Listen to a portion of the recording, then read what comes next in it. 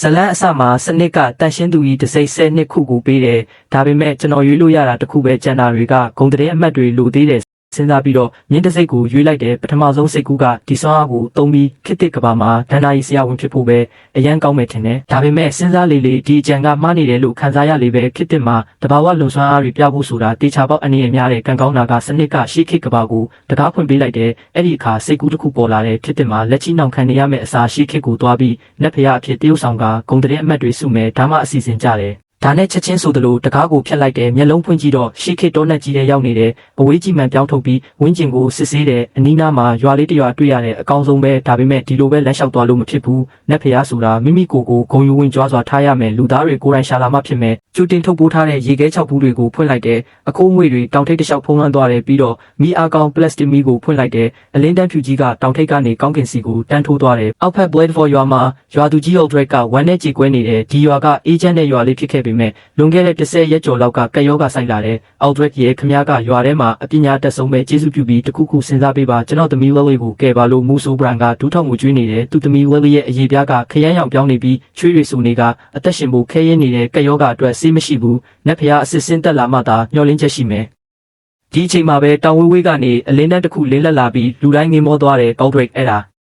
အဲ့ဒါနတ်ဖျားရဲ့အရေးရောင်ပဲ Aldred ကအပေါ်ကိုကြည့်ပြီးအားတင်သွားတယ်နတ်ဖျားစစ်ပဲလာခဲ့ကြသွားကြည့်ရအောင်နေမကောင်းတဲ့ရွာသားတွေတောင်အပတရထလာပြီးတောင်ဘက်ကိုဥတီကြတယ်မြင်မြန်နတ်ဖျားကိုကယ်ပေးပါဦးလို့တွားတောင်းခံကြဒီခါ Aldred ကကျေလောင်စွာအော်ခေါ်တဲ့ဆောက်ဦးအဲ့ဒီတောင်ထိပ်ကအနည်းဆုံး4-5မိုင်လောက်ဝေးတယ်ခမည်းတော်ဒီအခြေအနေနဲ့ဘယ်လိုရောက်မလဲညဘက်ဆိုရင်တော်ရိုင်းသားရဲတွေလည်းရှိတယ်အရန်အနေအများတယ်မိုးလင်းမှတွားကြပူလုံကြုံမဲ့ရွာသားတွေဆိုင်းငံ့နေပေမဲ့ Brian ကချက်ချင်းထွက်လိုက်တယ် Aldred ကမိုးလင်းတဲ့အခါနတ်ဖျားပျောက်သွားလိမ့်မယ် Willie နဲ့တခြားသူတွေမစောင့်နိုင်ဘူးကျွန်တော်ကမူဆိုးပါဒီတောင်လန်းတွေကျွမ်းကျင်တယ်ကျွန်တော်အရင်သွားပြီးတက်လန်းရှာမယ်နတ်ဖျားကိုရွာကိုခေါ်ဆင်းလာမယ် Aldred ကအလွန်စိုးရိမ်ပေမဲ့ပိုကောင်းတဲ့နီလန်းမရှိဘူးတွန်းဆုပ်စွာခေါင်းနှိပ်လိုက်တယ်တတိထားတော့စိတ်မပူပါနဲ့အားလုံးကိုစိတ်မပြတ်အောင်လုပ်မယ်Brian ကသူ့ဓာတ်ကိုဆွဲကင်ပြီးမိရှုတဆောင်ထုံးကတောင်ထဲကိုခုံဝင်သွားတယ်ဒီဘက်မှာတော့ကျွန်တော်ကအဝေးကြီးမှန်ပြောင်းတဲ့အောက်ကရွာသားတွေရဲ့လှုပ်ရှားမှုတိုင်းကိုစောင့်ကြည့်နေတယ်ပြုံးမရအောင်မထိန်နိုင်ဘူးငါးမြချိတ်ကိုငါးကကိုက်ပြီးပြန်ပြူးတဲ့နေရာရှာပြီးဂုံယူဝင်ကြွားတဲ့နတ်ဖျားပုံစံအနေထားနဲ့ရက်နေတယ်ဒီအချိန်မှာ Brian ကမိရှုတဆောင်ကင်ပြီးတောင်ချီကိုပြေးရောက်လာတယ်အသက်ရှူမဝတော့ဘူး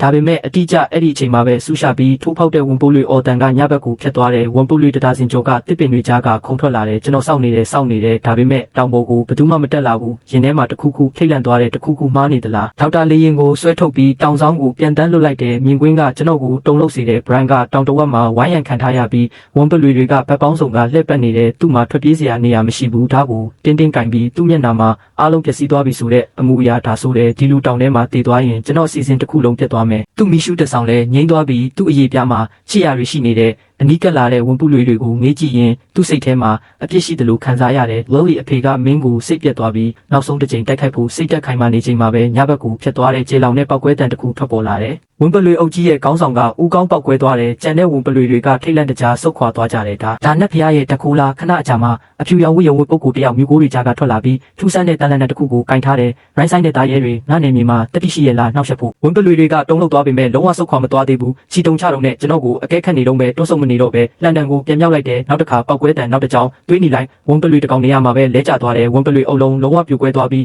းမှောင်မိုက်ထဲကိုပြန်ကျဲထွက်ပြေးကြတယ်ဘရော့ကလုံးဝယုံကြည်သွားပြီးဒူးထောက်လိုက်တယ်ကျေးဇူးတင်ပါတယ်တန်ရှင်းသူကျွန်တော်အသက်ကိုကယ်တင်ပေးတဲ့အတွက်စကားမဆုံးခင်မှာပဲသူ့စီနာမကြမ်းမှုကပြန်ဝင်လာတဲ့နေရာမှာပဲလဲကျသွားတယ်အရင်မင်းကိုကုသပေးလိုက်အောင်မယ်ကျွန်တော်လက်ကိုမြောက်လိုက်တယ်မြင်းတစိရဲ့တစိပုံရိပ်ကမျက်လုံးထဲမှာလက်တစ်ဖြက်ပြေးသွားပြီးခရမ်းရောင်အလင်းနဲ့တစ်ခုလက်ချောင်းထိပ်ကနေစီးစင်းကသူ့စီကိုဝင်သွားတယ်Brian ကသူ့ကိုတစ်ခုလုံးနှွေးထွေးမှုလိုက်တစ်ခုဖုံးလွှမ်းသွားတယ်လို့ခံစားရတယ်ချစ်ရတန်ရတွေပိတ်သွားပြီးကက်ယောဂရဲ့လက္ခဏာအလုံးပျောက်ကွယ်သွားတယ်သူကောင်းကိုထက်ခါမြေပေါ်ဖိချလိုက်တယ်တန်ရှင်းသူခမည်းရဲ့တက်ကူကဒီလောကနဲ့မတူဘူးကျွန်တော်ထာဝရကျေးဇူးတင်နေမှာပါကျွန်တော်စိတ်ထဲမှာဝမ်းသာပေမဲ့မျက်နှာကိုတော့အေးထားတယ်လူသားညတကောင်ရံမှာဒီတောင်ကိုဘာကြောင့်လာတာလဲတန်ရှင်းသူကျွန်တော်တို့ကအောက်ဖက် Blade for ရွာကရွာသားတွေပါကက်ယောဂကကျွန်တော်တို့ကိုဝင်တိုက်ခိုက်နေတယ်မရေမတွက်နိုင်အောင်တိတ်ဆုံးနေရတယ်တနာတော်မူပါကျွန်တော်တို့ရွာကိုကယ်တင်ပေးပါကျွန်တော်မျက်နှာကိုအနှဲငယ်ကျုပ်လိုက်ပြီးခွဲခွာနေတဲ့အမူအရာကိုဟန်ဆောင်လိုက်တဲ့နတ်ဖျားနဲ့လူသားတွေရဲ့လန်ခီးကမတူဘူးလူသားတွေရဲ့ကိစ္စတွေကိုဆွတ်ဖက်ဖို့ငါအတွက်မတင်တော့ဘူးတန်ရှင်းသူဓာတွေကအပြစ်မဲ့လူတွေပါတနာတော်မူပြီးကဲတင်ပါ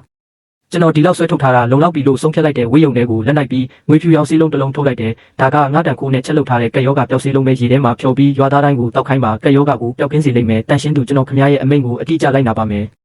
သူပြန်ဆင်းဖို့လှည့်သွားတဲ့အခါကျွန်တော်စကားပြောလိုက်တယ်ဆောက်ဦးတန်ရှင်းသူနောက်ထပ်အမိန့်ရှိလားကျွန်တော်နဲ့ဖျားအဖြစ်တရုတ်ဆောင်ရတဲ့ပျော်ရွှင်မှုတွေမှာဒီကဘာရဲ့သတင်းချက်လက်တွေမစုမိသေးဘူးဆိုတာမေးလူနီးပါပဲအေးအေးပြီးခက်ခွာခွာအတန်နဲ့ပြောလိုက်တယ်ငါနှစ်ပေါင်းများစွာတရားအားထုတ်နေခဲ့တယ်လောကရေးရာတွေနဲ့ဝေးကွာနေခဲ့တယ်ဒီခေတ်ကဘဲခေတ်လဲဘယ်တော်ဝင်အိမ်ကနိုင်ငံကိုအုပ်စိုးနေတာလဲ တန်ရှင်းသူကျွန်တော်ကတောင်သားချမ်းပဲတရားရုံးရေးရာတွေမသိဘူးကျွန်တော်သိတာကနိုင်ငံကိုကြားရွာအိမ်တော်ကအုပ်စိုးတယ်ဆိုတာပဲဂျေးရအိမ်တော်ဒါကကျွန်တော်ရောက်နေတဲ့နေရာကိုအကြမ်းဖျင်းသိစေတဲ့မျက်နှာကိုမပြောင်းလဲပဲထားလိုက်တယ်ကိစ္စမရှိဘူးဖြစ်သွားတဲ့မိကုံးပဲဘရန်ကချက်ချင်းထပ်ဖြစ်လိုက်တယ်ကျွန်တော်တို့ရွာသူကြီးအော်ဒရက်ကစာပေတက်မြောက်ပြီးလောကအကြောင်းအများကြီးသိတယ်ကျွန်တော်ပြန်ရောက်ရင်သူ့ကိုအလေးပြုဖို့တောင်းပေါ်လွတ်မယ်ဒါအပြင်တန်ရှင်းသူကျွန်တော်ပြန်ရောက်တာနဲ့ခင်ဗျားရဲ့ကွန်ပျူတာကြောက်စာတစ်ခုထွင်းပြီးနေရောညပါကိုးကွယ်ပူဇော်မယ်ကျွန်တော်အသက်ကိုကဲတင်တဲ့အတွက်ကျေးဇူးတင်ကြောင်းဖော်ပြမယ်တန်ရှင်းသူရဲ့နာမည်ကဘာလဲကျွန်တော်စိတ်ထဲမှာတခုခုတက်လာတယ်ဒီကဘာမှာဂုံသတင်းတိဆောက်မယ်ဆိုရင်လူတွေယူသေးတဲ့နာမည်တစ်ခုလိုတယ်တစိမ့်ဆက်နှစ်ခုကနတ်ဆိုးသခင်ရှစ်ပါးတဲ့ကတန်ရှင်းသခင် Hollywood စီကစွမ်းအားကိုဆွဲယူတယ်ဒါဆိုရင်ဒီဘွဲကိုကိုယ်တိုင်ယူလိုက်ရင်ဘယ်လိုလဲအတွေ့ကချက်ချင်းဆွေးမြဲသွားတယ်ကျွန်တော်မျက်နှာမြောက်လိုက်တယ်ငါကကဲတန်ရှင်းသခင် Hollywood ပဲအခုသွားတော့အချိန်မဖြုံးနဲ့Wonderful ရွာကိုပြန်ရောက်တဲ့အခါရွာသားတွေကတောင်ကိုစိတ်အားထက်သန်စွာကြည့်နေကြတယ်ဒီအခါဝေးကခြေတံမြန်မြန်လေးပွင့်ကပေါင်မိုက်ထဲကထွက်ပေါ်လာတယ်ကျွန်တော်နဲ့ဖျားကိုတွေ့ခဲ့တယ်ဒါကသူပေးတဲ့ဆေးရည်ပဲရေထဲဖြော်ပြီးတောက်ရင်ကဲယောဂကိုနှင်းထုတ်နိုင်မယ်အော်ဒရက်ကရှေ့တိုးလာတယ်မင်းတီချာလာအဲ့ဒါနက်ဖျားစစ်မှန်တယ်တောင်တစီအယောင်ဆောင်မမဟုတ်ဘူးလို့အော်ဒရက်နက်ဖျားကလက်တစ်ချက်နဲ့ဝန်ပုတ်လွေအုပ်တအုပ်လုံးကိုတုတ်တင်ပစ်ပြီးကျွန်တော်တန်ရာနဲ့ကဲယောဂကိုနေရာမှာပဲကူးတက်ခဲ့တယ်ကျွန်တော်ချိန်ဆိုပါလေအမှန်ပဲဘရန်ကအင်ဂျီကိုဖွင့်ပြလိုက်တယ်တန်ရာတစ်ခုမှမကြံဘူးအော်ဒရက်ကသူ့ကိုစစ်ဆေးပြီးတန်ရာအလုံးပြောက်ွယ်သွားတယ်နက်ဖျားအစစ်စင်းတက်လာပြီဆိုရင်သူ့စကားကိုလိုက်နိုင်ရမယ်